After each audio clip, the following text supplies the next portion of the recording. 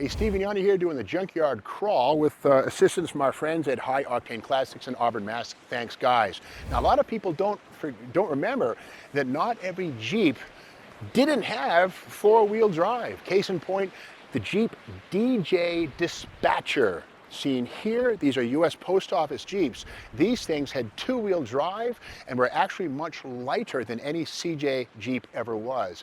And it really starts with the fact these have two-wheel drive. Again, the front axles on these things still have the leaf springs that made the CJ famous, but if we look at these, we'll see that the hub is a dummy. In fact, it's just basically, there's nothing going on here. There's no locker, no hub. If we go around to the back side of it, we'll see that the axle is just a tube. There's no differential of any kind. So again, it's a dead axle, but again, leaf springs just like all CJs, the cross steer, but again, dead axles on these.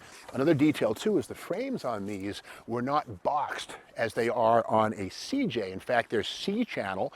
In fact, we can see right here, the C-channel effect right here on a CJ becomes boxed under the cab, but right here, that C continues all the way to the back bumper. Again, it was about being light. Remember, these things were cargo carriers for the mail service, and you could buy them privately as well, but for the most part, the less the vehicle weighs, the more cargo and mail you can carry legally. There's a GVW limit on these things. Now, under the hood of these things, we'll see a couple different engines, but for the most part, this is the GM four-banger. That's a 151 cubic inch GM four-cylinder engine. Similar engine that was available in Chevy Nova from 1962 through 1969, I believe in maybe 1970. The GM monojet carburetor, one-barrel carburetor. It's a Carter carburetor right there. And again, these were very austere. And one thing you'll see here is the steering column on the right-hand side. Again, these were designed for mail route carriers to jump out quickly and easily at the curb side and deliver your mail to you. Now, one thing we also see on this here is a very long shroud here. The radiator's way back. The inline AMC6 was a possibility in these things, but again, the vast majority of these things, because they only saw 30 miles an hour, maybe 40 or 50 max, going from neighborhood to neighborhood, did not need power. They needed fuel economy and reliability. Other details that we see on these things, of course, are the sliding doors on both sides, which allow the mail carrier to jump in or out as needed. And these are virtually always built as automatics. And in fact, this one here, we can see there's a spare engine back there, and that's a GM Powerglide two-speed automatic, which would have been seen with the GM transmission. Now, I mentioned a moment ago that these could be had for civilian use. Well, this is Pat Foster's book right here. Great book, 1001 Jeep Facts by Pat Foster. And in here, he describes, there it is right there, fact number 289.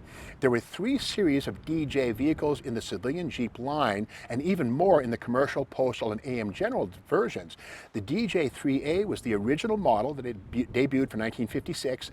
The DJ5 and long-release DJ6 came out in 65. The DJ6 remained in production for the US market for only a few years, but the DJ5 model was still available for purchase at Jeep dealerships as late as 73. So it's true, if you wanted a little runabout, you could buy a civilian version of one of these things, but the vast majority were built for US Post Office usage. So let's continue digging around on these.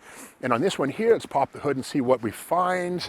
And yeah, another one of those GM 151s. But let's remember too, as the tag on the cowl reads, this is a Kaiser product, Jeep. So this one here was built before the 1971 AMC purchase of Kaiser. And again, starting in 56, these little tiny DJs were being made. Another detail too on these that's unique is notice how they kind of sit lower.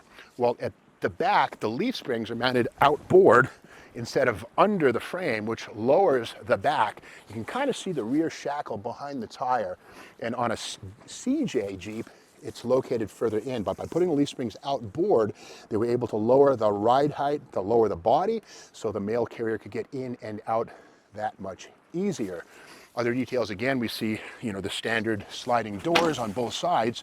And again, we see the Jeep Kaiser sticker right there in yellow, a very austere seat in this one. And again, strictly two-wheel drive on the DJ. And DJ, of course, dispatcher, dispatching the mail, delivering the mail. Another detail, too, that's kind of interesting for your history buffs is the fact that Jeep Chrysler, AMC, Kaiser were very covetous of their 7-slot grill. In fact, they went to court with Hummer to say, hey, nobody uses this thing but us. Well, check this out. These are 2 grills. Come on around here if you would, Shane. We'll see them from the bottom up. And if you look at this one here, you'll see them from the bottom. This one has 1, 2, 3, 4 slots, or 4 bars and 5 slots. What's up with that? Is this a knockoff? Is this maybe a Korean piece or something like that? Well, no. Starting in '71, American Motors modified the grill opening to have 5 slots instead of the 7 traditional ones. We can see this is one from an early Kaiser era DJ, and here's one from the AMC. Now, one thing we notice on these is that the AMC one actually protrudes further than does the Kaiser one. The point of that was to allow for a larger radiator for the longer AMC 6, which arrived again in 1971 onward. So again, the little tiny details that set the DJ apart from the CJ, and going even further, if you look at this one here, this is earlier than that one. The reflectors would be located here in the fender, whereas on the later model, they went up onto the hood where they're higher from the ground, easier to see from a distance. And again, like the CJ, these do have pretty rudimentary hood latches right here, a little spring-loaded deal that holds the hood down. And in fact, these hoods are interchangeable with CJs, but something different about them is the fact that they don't have any bracing underneath. A CJ hood would have a lot of structural bracing. Again, this will bolt onto a CJ, but again, to make this as light as possible for the best use of the GVW, gross vehicle weight rating, the DJs have a flimsy, thinner hood. So just a couple of the many differences to separate the DJ from the CJ, and brings us back to the fact that not every Jeep had 4-wheel drive. In fact, these were 2-wheel drive creatures, and the best thing about these have a little Dana 44 rear axle, sometimes a Model 20 AMC. And the US Post Office, well, we all know that they deliver the mail through sleet, rain, snow, firestorm, etc. And so these always have limited slip differentials. So if you're junkyard shopping and you find one of these things, it's going to have a limited slip differential in the back, probably a Dana Power Lock. So you can grab that puppy out of there, put it in your CJ, and have a posse courtesy of a US Post Office Jeep. Well, if you like this video, be sure to subscribe to the Steve Maggs YouTube channel. Come back tomorrow for more junkyard crawling.